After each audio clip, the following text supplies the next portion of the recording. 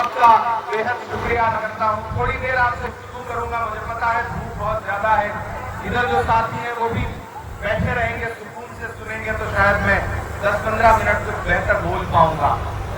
हमारी बहन मुमताज पटेल साहिबा यहाँ बैठी हैं, हमारा साथी राहुल राव यहाँ बैठे हैं, AICC से जो हमारे ऑब्जर्वर्स लगे हैं, जो हमारे अल्पसंख्यक विभाग के साथी करीम कुरैशी साहब, बाकी जो जिम्मेदार साथी हैं, मेवात के जो सरपंच हैं, आप इधर बैठ जाओ, मैं चुप करा लूंगा। मामन भाई मेरा रोज का काम है, ये भी चुप हो जाएंगे, ये बिल्कुल ऐसे चुप हो जाएंगे जैसे आजकल अडवाणी भी चुप रहते हैं। आप बहुत अच्छे लोग हैं, आपसे मेरा रिश्ता कोई पहले दिन का नहीं है। जब अहले खिरत की बातों पर कुछ जाहिल शोर मचाते हो, जब अहले खिरत की बातों पर कुछ जाहिल शोर मचाते हो, जब बुलबुल हो तस्वीरें चमन और तोड़े गीत सुनाते हो, जब चिड़ियों के घोंसलों में कुछ सांप उतारे जाते हो, जब माली अपने हाथों से गुलशन में आग लगाते हो, इस हाल में हम दीवानों से तुम कहते हो खामोश रहो। हम लोग अनल हक बोलेंगे, हम लोग अनल हक हम बोलेंगे। मैं आपके बीच में आज एक सियासी मौके को शुरू करने के लिए आया हूँ। मेवात वालों, ये वो इलाका है जिससे मेरा रिश्ता कोई नया नहीं है। मैं आपके सुख में, आपकी खुशियों में शामिल होने भले ना आ पाया रहा हूँ, लेकिन जब भी इस इलाके में कहीं एक भी आंसू बहा होगा, किसी बेगुनाह का एक खून बहा होगा, तो इमरान प्रताप गढ़ी आपके दर्द में शामिल होने जरूर आया है। तारीख इस बात की गवाह है। और जब हमारे नेता राहुल गांधी जी ने मेरा हाथ पकड़ के मुझे देश की पार्लियामेंट में पाया और मुझसे कहा कि अपने मुद्दों पर आवाज उठाओ, बोलो, लड़ो, तो मेरा खुदा गवाह है कि जब मुझे पार्लियामेंट में बोलने का मौका मिला तो इस इलाके में जितने जुल्म सितम हुए थे, चाहे वो पहलुखान का मसला हो, चाहे आप जुनैद के वालिद साहब यहाँ खड़े हैं, चाहे अकबर का मसला हो, चाहे मोहम्मद उमर का मसला हो, मैंने ये तमाम नाम गिनवा करके पार्लियामेंट में आपके लिए आवाज उठाई है। मैं अपनी जिम्मेदारियों से कभी भागा नहीं। आपसे मेरा एक जज्बाती रिश्ता है, उस रिश्ते की बुनियाद पर खड़ा हूं। पिछले बार मैं आपसे कहने आया था कि मोहम्मद आपके अपने जिता करके असेंबली पहुंचाइए, तब हालात थोड़े सावधान नहीं थे, लेकिन शुक्रिया फिरोजपुर झिरका की आवाम का कि आपने सिर्फ जिताया नहीं बल्कि इतने ज्यादा वोटों से जिताया कि पूरा हरियाणा चौंक गया था मोहम्मद खान की जीत पर। और पूरे 5 साल हम बहुत सारी जगहों पे वोट मांगने के लिए जाते हैं और बाद में जीतने के बाद जब काम करते हुए लोगों को नहीं देखते तो अफसोस होता है कि यार हम कैसे दामन फैला के आए थे। लेकिन ये एक ऐसी असेंबली है और ये एक ऐसा विधायक है जिसको पूरे 5 साल काम करते देख के मुझे हर दिन फख्र होता रहा कि मैं जिस इंसान के लिए वोट मांगने गया था वो डरा नहीं, वो झुका नहीं, कहीं छुप छुपा के खड़ा नहीं। मोहम्मद खान आपके लिए लगातार आवाज उठाता रहा है, बोलता रहा है, लड़ता रहा है। एक पढ़ा लिखा MLA कैसा होना चाहिए उसकी एक नजीर मोहम्मद खान बन करके आपके सामने आए। आज दोबारा आपके बीच में आया हूं और आप बहुत बड़ी तादाद में यहाँ बैठे, हजारों की तादाद है। जितना भाजपा वालों की रैलियों में भीड़ हो रही है उतना तो यहाँ स्टेज पे बैठे हुए हैं। ये हालत है हरियाणा के इलेक्शन की। मैं पानीपत से लेके फरीदाबाद से लेकर के बुनाना से लेके पूरा हरियाणा घूमते हुए यहाँ आया हूँ और पूरी जिम्मेदारी से कह रहा हूँ कि सरकार बनने जा रही है। कोई ताकत हरियाणा में कांग्रेस पार्टी की सरकार बनने से नहीं रोक सकती है। भाजपा की रैलियों में भीड़ नहीं है, किराए के लोग बुलाए जा रहे हैं और किराए के लोगों में जोश नहीं होता, आपको पता है ना, हौसला होता है। प्रधानमंत्री की रैलियां करने से बच रहे, उन्हें लग रहा है हाथ का ठीकरा खट्टर और नायब सैनिक के सर फूटे, हमारे कंधे पे जिम्मेदारी क्यों आए। वो यहाँ रैलियां करने से बच रहे हैं। अमित शाह जी यहाँ रैलियां करने से बच रहे हैं हरियाणा में, क्योंकि आप कूद करके भी आप किसी इंसान से पूछो दिल्ली में मीडिया के किसी भी जिम्मेदार हाउस से, तो वो आपको बताएगा कि हरियाणा में कांग्रेस पार्टी की सरकार बनने जा रही है। मीडिया तो मीडिया खुद ही मीडिया तक बोलने को मजबूर हो गई है कि हरियाणा में कांग्रेस की सरकार बनने जा रही है। बेचारे एंकरों के मुंह से जबान निकलते हुए हलक में फंस जा रहे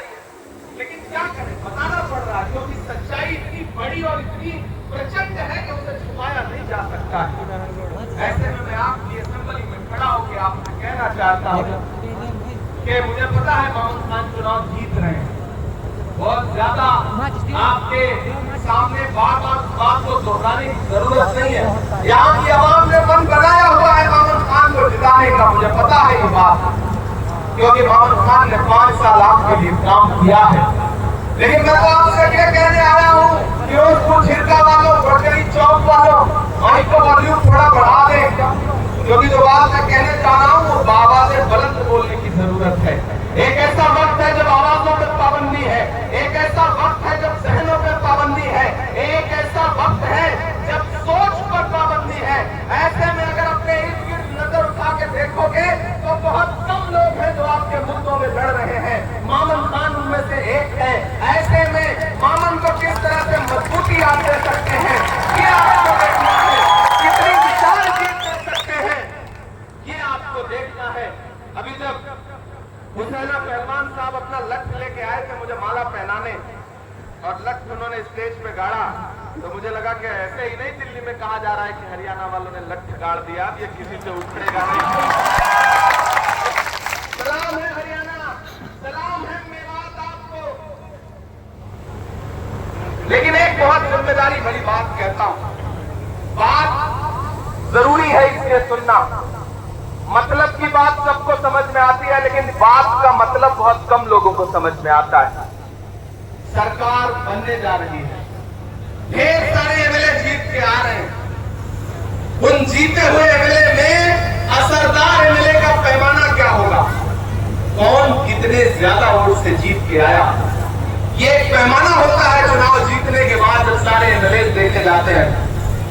ऐसे में उस वक्त फिरोजपुर छिड़का को ये दम दिखाना है, ये ताकत दिखानी है कि हरियाणा में जीत के तो बहुत लोग आए हैं, लेकिन हमारा मामून खान किसी से कम नहीं है। हमने इसको जिता करके असेंबली पहुंचाया। मैंने कहा ना आपसे बहुत ज्यादा कुछ बात कहने की गुंजाइश भी नहीं है। बड़े बुजुर्ग यहाँ बैठे हैं, नौजवान बैठे हैं, माएं बहनें भी मेरी आवाज सुन नहीं होंगी, और कई सारे यूट्यूब चैनलों पे ये लाइव चल रहा है तो लोगों तक आवाज भी जा रही होगी। मुझे हैरत है कि यहाँ के भाजपा के लोग अभी भी झंडा लेके घूम पा रहे हैं। उनमें इतना लिहाज बचा है, उनको शर्म नहीं आ रही है कि यहाँ जब जीतने का कोई मतलब नहीं है तो फिर घूमने की जरूरत क्या है। मुकाबला एक तरफा है, लेकिन लोकतंत्र है। सारे मिला करके जितना पाएंगे उससे 3 गुना से तो मामून जीतने जा रहा है। जा रहा है कि नहीं जा रहा है? जा रहा है कि नहीं जा रहा है?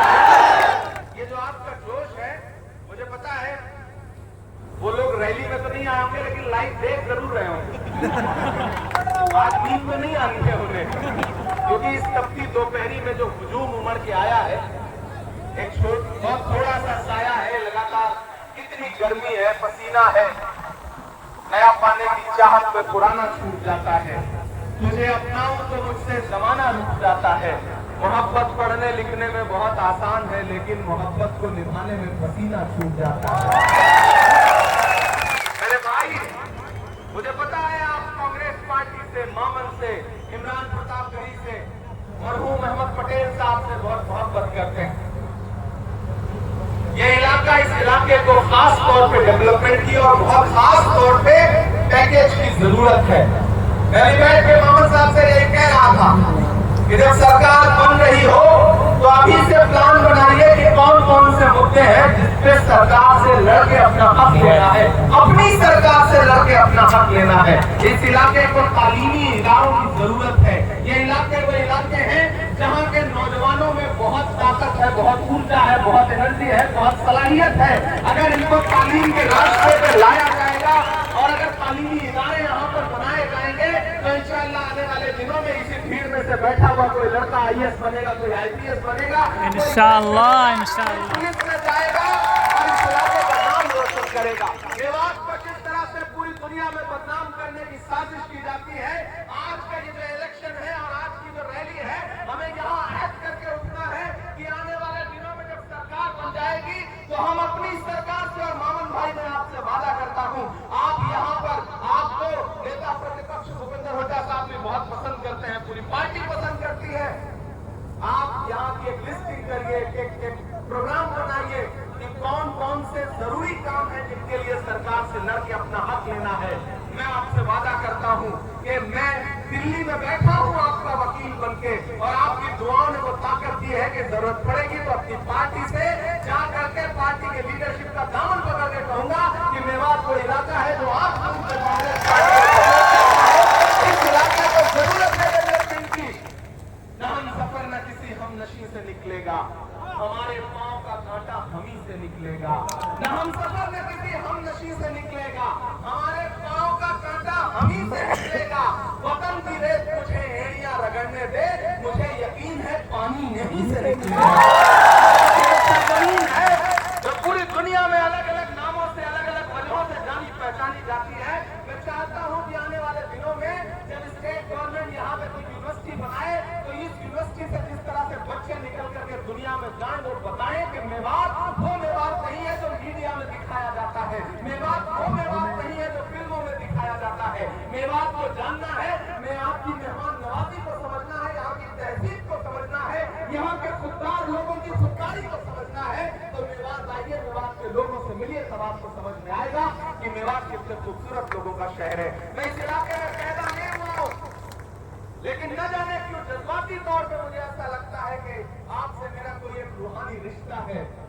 मैं इसी मिट्टी का हूं, मुझे ऐसा लगता है कि मैं आपका अपना हूं, और आपको यकीन दिलाता हूं कि जब भी हिंदुस्तान की पार्लियामेंट में खड़ा होकर बोलूं तो आप यकीन रखना कि इमरान प्रतापगढ़ी जो बोल रहा है वो आपका बेटा है, वो आपका भाई है, वो आपके बीच में है। इधर मामन आपके लिए हरियाणा की असेंबली में खड़ा होकर के आवाज उठाएगा, और इंशाअल्लाह मैं हिंदुस्तान की पार्लियामेंट में खड़ा होकर के आपके लिए आवाज उठाऊंगा। इससे अच्छा ऑफर क्या हो सकता है? एक जिताओ, एक साथ में फ्री पाओ, एमएलए जिताओ, एमपी साथ में फ्री पाओ। इससे अच्छा क्या हो सकता है? इससे अच्छा कोई ऑफर हो सकता है? नहीं हो सकता ना। तो तैयार रहिए 5 तारीख को, और फिरोजपुर छिटका वालों मेरी एक बात को जहन नशीन कर लेना। मैं जब आ रहा था तो मुझे बहुत सारे लोगों के फोन मैसेजेस आए कि इमरान साहब आप जा रहे हैं, क्या कहेंगे वहां? मैंने कहा ये स्टेट का इलेक्शन अपनी जगह है, स्टेट के मुद्दे अपनी जगह है, लेकिन जो एक बात मैं यहाँ पे कहने आया हूँ, बात को बहुत संजीदगी से लेना। मेरे भाई, सियासत में जिसका हरियाणा होता है उसी की दिल्ली होती है। तो अगर चाहते हो कि आने वाले दिनों में दिल्ली की गद्दी पर राहुल गांधी प्रधानमंत्री बन के बैठे तो उसकी शुरुआत हरियाणा से करो, यहां से कांग्रेस की सरकार बनाओ।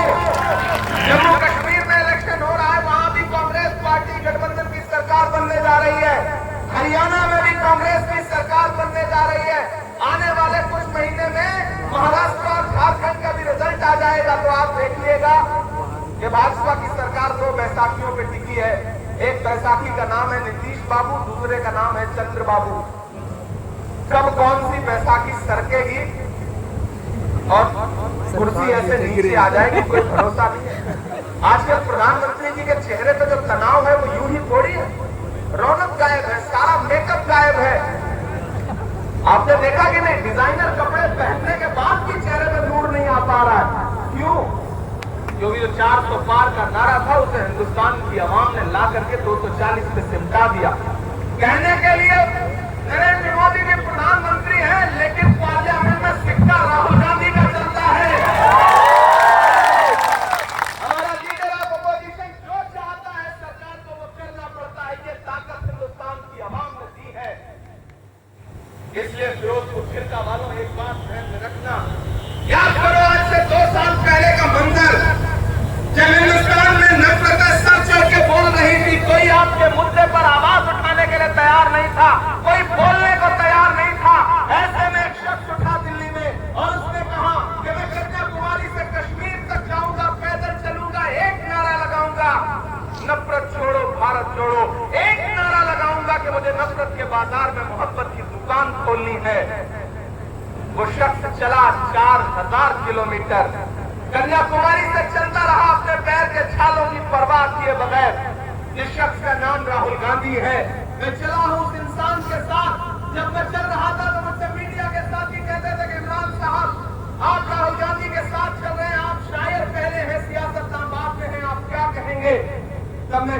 सुना देता था कि जो हर जालिम से टकराएगी वो आंधी बनाऊंगा, जो हर जालिम से टकराएगी वो आंधी बनाऊंगा, नए अंग्रेज आए हैं नया गांधी बनाऊंगा।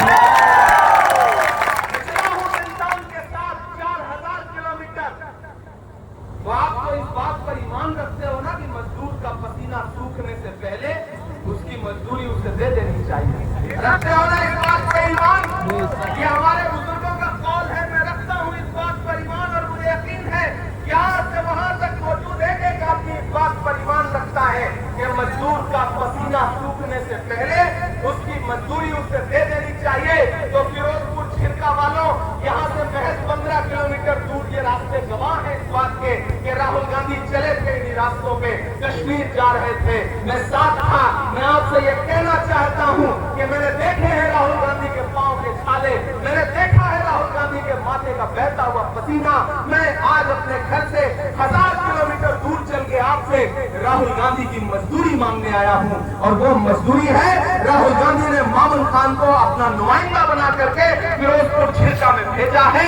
तो एक शख्स 5 तारीख को अपने घरों से बाहर निकलेगा, हाथ के पंजे के सामने वाला बटन दबाएगा, और राहुल गांधी की असली मजदूरी ये है कि मामून खान को कम से कम 1 लाख वोटों से जिता करके हरियाणा के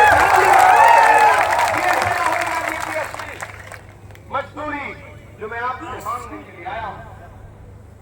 मेरे भाई, भाजपा वाले आपके बीच में आएंगे, झूठ बोलेंगे, बरगलाएंगे, क्लिप काट करके मामन के पुराने नए इधर उधर चलाएंगे, ये सब करेंगे, ये सारी साजिशें होंगी।